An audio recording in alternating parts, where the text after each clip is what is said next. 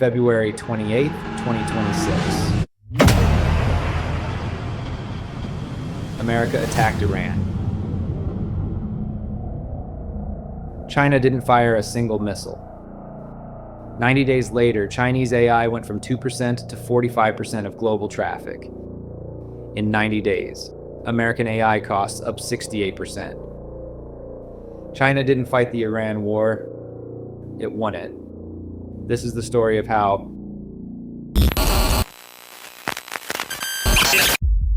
something changed in your bills between February and May 2026.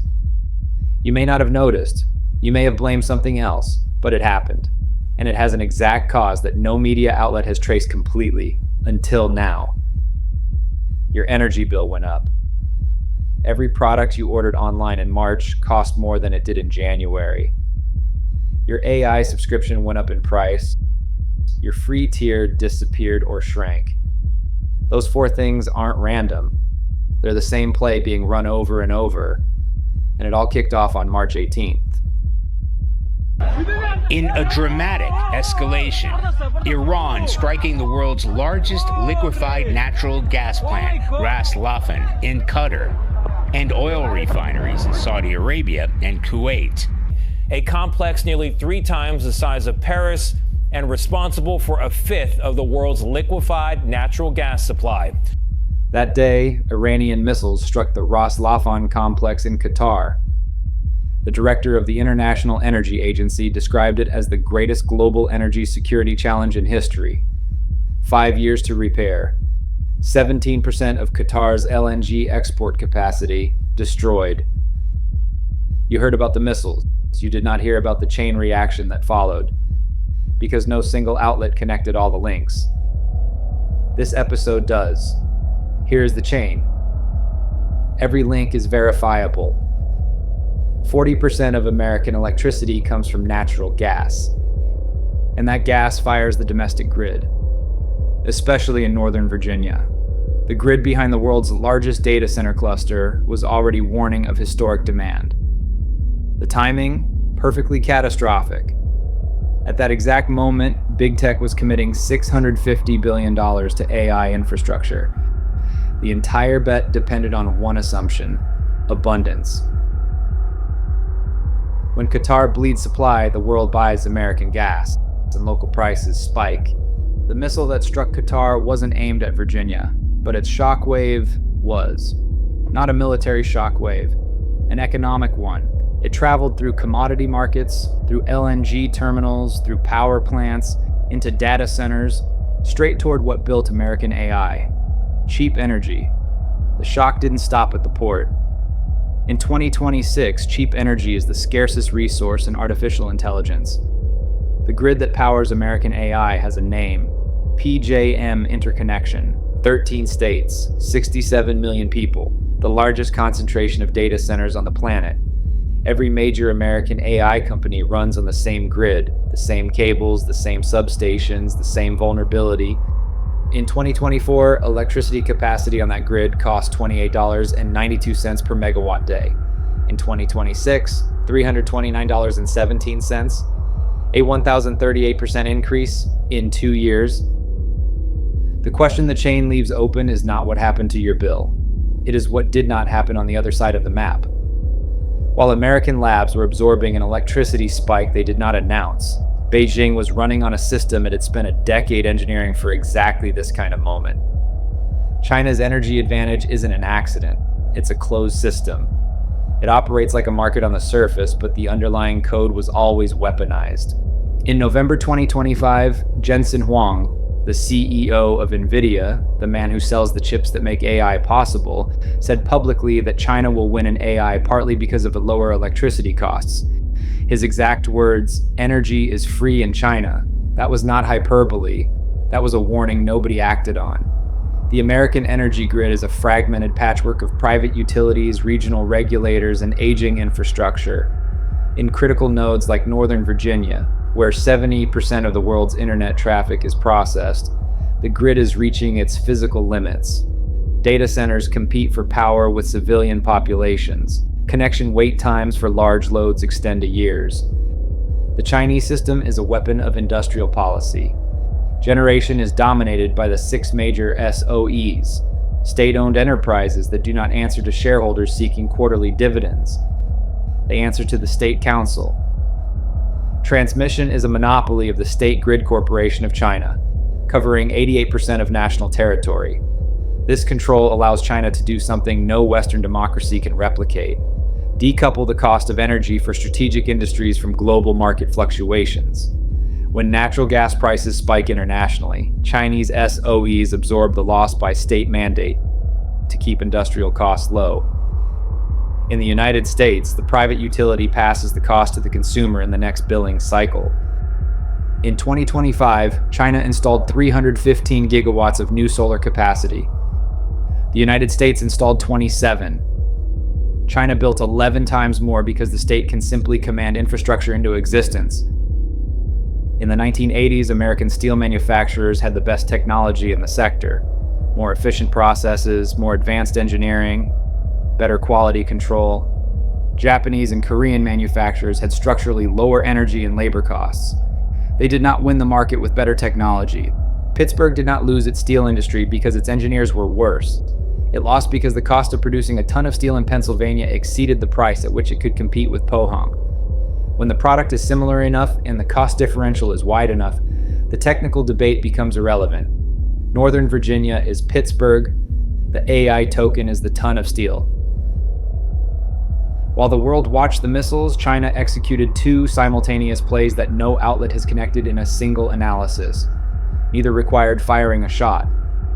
In a window of just 12 days, 4 Chinese frontier models quietly dropped into the global market. All 4 compete directly with Claude Opus on software engineering benchmarks. All 4 were designed to take the American AI market. All 4 run inference at a fraction of what Claude costs. 4 in 17 days. All of them between 15 and 30 times cheaper than Claude. Dropping 4 frontier-grade models in 12 days isn't a normal R&D cycle. It's an algorithmic squeeze. The system was programmed to trigger the floor dropping out of Chinese pricing at the exact millisecond American compute became too expensive to burn.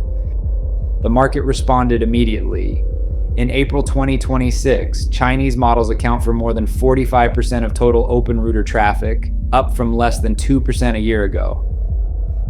47% of open router's user base is American. They are running Chinese models. America did not just lose global market share. It lost its own developers.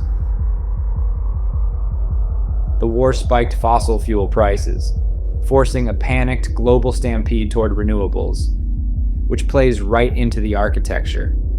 China doesn't just lead in green tech. They manufacture the entire system. Solar, wind, batteries, EVs. They own the factories for every single link. The same geopolitical shock that is paralyzing American grid economics effectively forced the rest of the world to plug themselves straight into Chinese infrastructure. China didn't need to light the match. They just waited at the exit to sell everyone the oxygen. The embargo meant to starve Chinese AI didn't stop the machine. It forced it to mutate. This year, China's domestic chip market is crossing the 50% threshold. Washington didn't sever the supply chain. They just forced Beijing to build an isolated, bulletproof loop that the West can no longer look inside. It wasn't a defensive play, it was an ambush by patience. While China spent a decade securing the physical spine of the future, generation plants, raw silicon, and transmission lines, they watched Western capital do what it always does: hollow itself out for a quarterly report. Beijing just waited for the trap to snap. 3 years ago, corporate boards across the West shared the exact same calculation. AI would solve their labor problem. The playbook was simple: fire the workers, buy the software, replace monthly payrolls with software subscriptions. AI doesn't ask for raises. A token costs less than an employee. so they automated. But that's what we're really starting to see, especially at the big tech companies. I spoke with a VP at NVIDIA who first flagged this to me. He said, oh yeah, for months, our costs for my team have been more for AI than humans. So that was the first flag. And then we started to hear this coming out in droves. Uber's CTO said he already blew out his whole budget for 2026 just on AI-related costs. And obviously that means he's spending more on that than he's spending on human workers. And now I'm starting to hear, especially from startup founders, they're bragging about their AI bills being high. One company accidentally burned $500 million on Claude in a single month because an engineer forgot to set usage limits on a production script.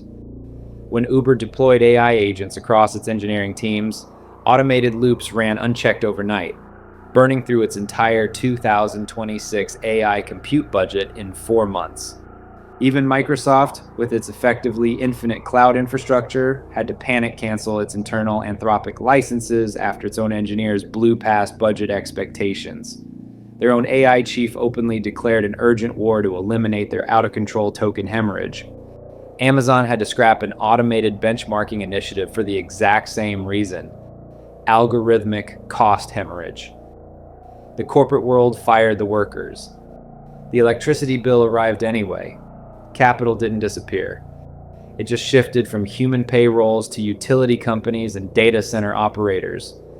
This year alone, American hyperscalers are on track to spend $755 billion on AI infrastructure. Not software, power, cooling, transmission, generation. The entire bet depends on one assumption: that energy remains abundant. That assumption is dead. When Amazon revealed its infrastructure spending, the stock cratered 10% in a single morning. Investors didn't cheer. They panicked. Brian Catanzaro, NVIDIA's VP of Deep Learning, stated it bluntly: "For my team, the cost of compute is far beyond the cost of the employees." MIT analyzed the economic viability of AI automation across occupations. AI was cost-effective in only 23% of roles. In the other 77%, human workers were still cheaper, which means the projected return on that $755 billion bet is essentially dead on arrival. Microsoft, Google, Amazon, Meta. $10 trillion in market cap resting entirely on the assumption that American tech owns the future. You didn't personally sign off on that $755 billion gamble, but if your money sits in a pension fund, a tech ETF, or a retirement account, you are already holding the bag. The system volunteered your capital without your consent. The free tier was never free. It was a loan. The war just called it in, and you are the collateral again. The United States spent 5 years trying to stop China by choking its access to advanced microchips. Beijing responded with an asymmetric counter-strategy. They didn't just build their own domestic chip market, which now commands 50% of their internal demand. They focused on owning the infrastructure required to execute those tokens at scale. America built the world's most sophisticated AI models. Today we're launching Claude Fable 5, the most capable model we've ever released to the public. Fable 5 is a Mythos-class model with safeguards that make it ready for... China built the infrastructure to run them at a fraction of the cost. $755 billion says America still believes the best model wins. History suggests the lowest cost system usually does. The Iran war did not create China's advantage. It arrived at the exact moment that advantage became strategically decisive. America built the world's best AI. Then it went to war, and in doing so activated an energy advantage China had spent 20 years building in silence. On Friday, June 13th, the US government sent an order to an American AI company: shut down its most advanced models worldwide. Anthropic, one of the world's leading artificial intelligence companies, says it will abruptly disable its most advanced AI models for all foreign users, after a direct order from the US government citing national security concerns. America's real advantage wasn't just the models, it was the distribution, the trust, the ability to make its AI the cognitive infrastructure of the world. chosen freely by governments, universities, and developers across every continent. On Friday night, the US government dismantled that advantage with a single order. DeepSeek didn't do this. Beijing didn't do this. Washington did. China didn't fire a single missile. It won the war anyway. Next black box, Airbnb. Many cities banned Airbnb, but rents still went up.